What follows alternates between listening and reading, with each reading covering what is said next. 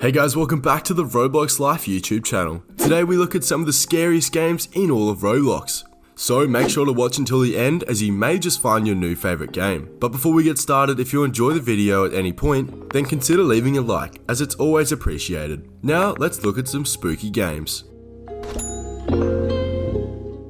Number 1. FNAF.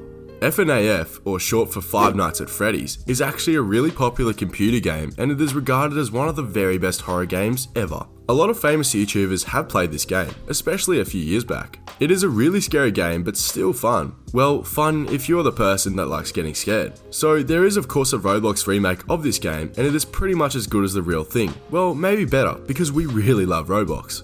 In this game, you're a nighttime employee at a restaurant. The restaurant has life-size animatronic characters that perform at children's parties. The animatronics wander the restaurant at night and the guard, which is you, has to watch over them because previous guards were killed by the characters. To progress through games, the player must guard themselves from the animatronics with a variety of tools. For most of the game, however, the player stands still while they have to defend themselves. Each night, the player has a power supply which depletes faster when a tool is used. If you use up the power supply, the doors will remain open, allowing an animatronic to breach the office, and well, it is pretty much trouble from there.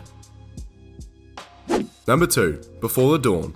Before the Dawn is a multiplayer Roblox game in which players either play as a survivor, hero, or slasher. This game can be described as a cross between Dead by Daylight and the Friday the 13th game, which are really popular horror games right now. Every player except 2 will spawn as a survivor. The survivors have to complete some objectives on a map and evade the slasher. Survivors have some special abilities and equipment that can help them out in their own survival and escaping.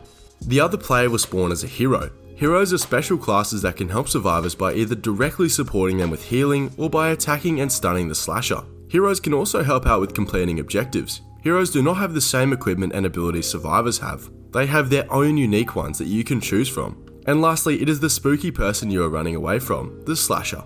Slashers are the people you should be most scared of. They want your blood. The slasher has to kill all survivors and the hero. Slashers do not get their own equipment though, but instead they get special powers that can be used to catch all the other players. There are different types of slashers and they all have their very own unique powers, so you can find the slasher that suits you best and play as them. And survivors and heroes need the right classes to help them counter the powers of the slasher. It is a fun and scary game, that's for sure.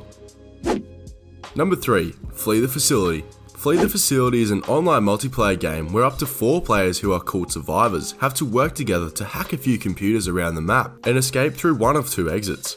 These exits are highlighted after all the computers have been hacked, but while all of this is happening, there is another player that is placed into a small brown room, and they are known as the Beast.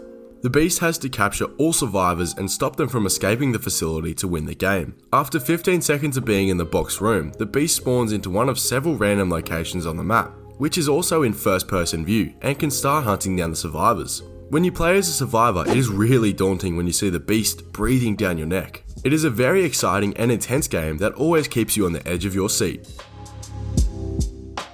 Number 4. Identity Fraud.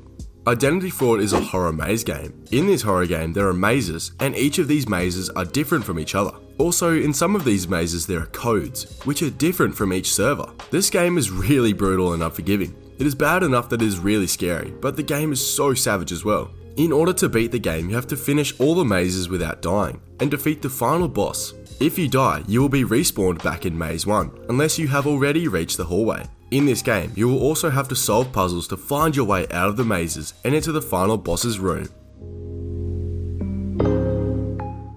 And that's about all the scariness that we can handle. If you want a part 2, then let us know in the comments and of course leave a like. And until then, go ahead and play these games. If any of them are scary, you make sure you share this video with your friends so they can get just as scared. Thank you guys for watching. If you enjoyed the video, then go and smash that like button and subscribe to the channel if you haven't already.